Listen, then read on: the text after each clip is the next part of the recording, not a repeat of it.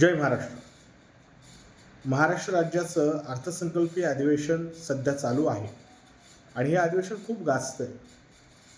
म्हणजे जनहितार्थाचे कुठले निर्णय तिथं होण्यापेक्षा ते बाकीच्याच गोष्टींनी जास्त गाजतं आहे. म्हणजे सत्ताधारी पक्षाच्या आमदारांची नको ती वक्तव्य, नको ते स्टेट्समेंट या सगळ्या गोष्टींमुळे ते गाजतं असं दिसतं.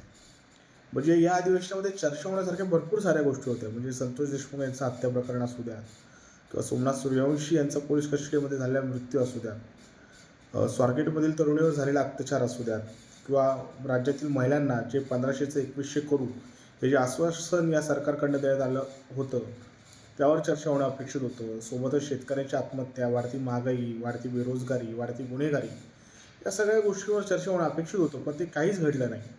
आणि औरंगजेबाच्या कबरीपासून सुरू झालेला प्रवास हा दिशा सालियान यांच्या त्या सगळ्या प्रकरणापर्यंत येऊन थांबलेला आहे.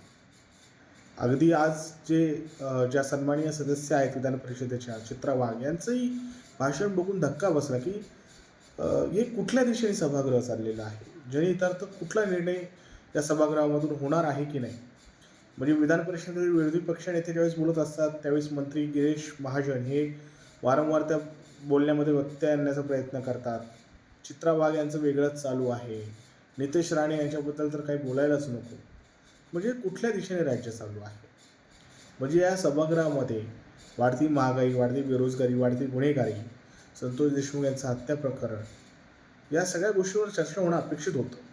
अगदी याच सरकारमधील एक मंत्री ज्यांना शिक्षा झालेली आहे पण अजूनही त्यांचं निलंबन करायचं की नाही किंवा काय या सगळ्या गोष्टी ज्या आहेत आता त्याच्यावर कोर्टाने एक निर्णय दिलेलाच आहे, त्यामुळं कोर्टाच्या निर्णयाबद्दल आपण जास्त काही बोलू शकत नाही. पण तरी देखील सभागृह म्हणून या सगळ्या गोष्टींवर चर्चा होणं अपेक्षित होतं.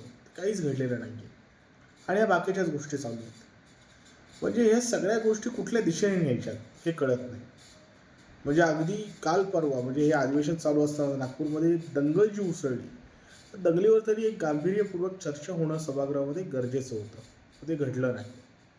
म्हणजे त्या दंगली संदर्भातील एक व्हिडिओ सतत आता वेगवेगळे व्हिडिओ सोशल मीडियावर व्हायरल होत आहे. त्यातला एक महत्त्वाचा व्हिडिओ जो मला अत्यंत खटकला तो व्हिडिओ असा होता की पोलीस स्टेशनच्या समोरच अगदी गणेशपेठ नागपूरमधली त्या पोलीस स्टेशनच्या समोरच काही मुस्लिम तरुणांचा जमाव येऊन तो घोषणा देत होता. या घोषणा औरंगजेबाच्या जय जयकाराच्या होत्या आणि सगळं पोलिसांसमोर घडत होतं. प्रश्न हा पडतो की त्या क्षणी पोलिसांनी अटक का नाही केली या सगळ्या लोकांना. म्हणजे असू शकतो पुढचा जमाव खूप जास्त असू शकतो, पोलिसांची संख्याही कमी असू शकते, पण पोलीस म्हणून काहीतरी भूमिका त्या ठिकाणी होणं गरजेचं होतं, ती घडली नाही. म्हणजे त्या जमावाला जर तिथंच रोखलं गेलं असतं कदाचित पुढच्या गोष्टी घडणं टाळता आलं असतं. मी असं नाही म्हणत की त्या घडल्याच नसत्या, पण ते किमान टाळता आल्या असत्या. तर मग पोलिसांनी तिथं का नुसती बघण्याची भूमिका घेतली हा एक खूप मोठा प्रश्न. की पोलीस स्टेशन समोर उभे राहून जर घोषणाबाजी होते आणि पोलीस काहीच करत नसतील मग पोलिसांनी का काही नाही केलं हा देखील प्रश्न आहे. या सगळ्या गोष्टीवर चर्चा होणं अपेक्षित होतं सभागृहामध्ये, मग ते घडलंच नाही. सभागृह वेगळ्याच कारणांनी गाजते. खरंच या सगळ्या गोष्टींची गरज आहे का. आज महाराष्ट्रातील तरुणांसमोर, महाराष्ट्रातील जनतेसमोर एवढे महत्त्वाचे प्रश्न आहेत. महागाई आहे, गुन्हेगारी आहे, या सगळ्या गोष्टी असताना आपण ह्या दुसऱ्याच गोष्टींवर वेळ वाया घालवतोय का सभागृहाचा.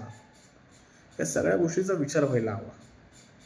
सरकारने देखील या गोष्टीचा विचार करावा, नागरिकांनी देखील या गोष्टीचा विचार करावा की ज्या सभागृहामध्ये नागरिकांच्या हिताचे निर्णय व्हायला हवे होते त्या सभागृहामध्ये सगळं काय चालू आहे. म्हणजे मगाशीच मी थोड्या वेळापूर्वी माजी आमदार बच्चू कडू यांची एक प्रेस बघितली, त्याच्यात ते म्हणतात की देवेंद्र फडणवीस यांनी प्रभू श्रीरामाची शपथ घेऊन जनतेला वचन दिलेलं होतं की मी सत्तेत आल्या आल्या शेतकऱ्यांची कर्जमाफी करणार, पण अजूनही ते झालं नाही आणि बच्चू कडू आता रायगडाच्या पायथ्याशी जाऊन उपोषण करणार आहेत.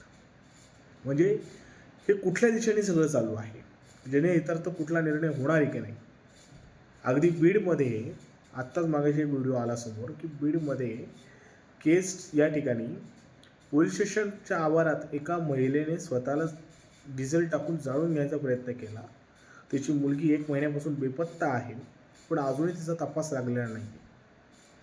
त्या सगळ्या गोष्टींवर सभागृहामध्ये चर्चा होणं अपेक्षित असताना हे नेमकं कुठल्या दिशेने सगळं चालू आहे याचा विचार व्हायला हवा. आणि नितेश राणे असतील किंवा चित्राताई वाघ असतील, तुम्ही झाले आता नितेश राणे पण 10 वर्ष झाले आमदार आहेत. चित्रा वाघही खूप वर्षापासून राजकीयदृष्ट्या कार्यरत आहेत. गिरीश महाजनही मंत्री आमदार आहेत. तर या सगळ्यांकडे एक सिरियसनेसपणा पाहिजे ना. तुम्ही किती दिवस जुन्याच कढीला ऊत देणार आहात. या सगळ्या गोष्टीचा विचार करा. जनहितार्थ निर्णय त्या सभागृहातून होणं अपेक्षित आहे. असं असताना जर या सगळ्या गोष्टींवर चर्चा होणार असेल तर मग सभागृहाचं अधिवेशन बोलावता कशाला?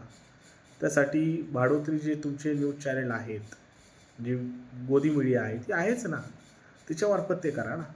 त्यासाठी सभागृहाचा वेळ कशाला वाया घालवता? या सगळ्या गोष्टींचा गांभीर्यपूर्वक विचार सत्ताधारी पक्षाने करावा, सत्तेतील मंत्र्यांनी देखील करावा की आपण नेमकं काय काम केलं पाहिजे. आणि या राज्याचा गाडा जो 5 वर्ष तुमच्या हातात आलेला आहे तो व्यवस्थितपणे हाकून या राज्यातील जनतेला न्याय देण्याचा प्रयत्न करावा, एवढीच अपेक्षा. जय महाराष्ट्र.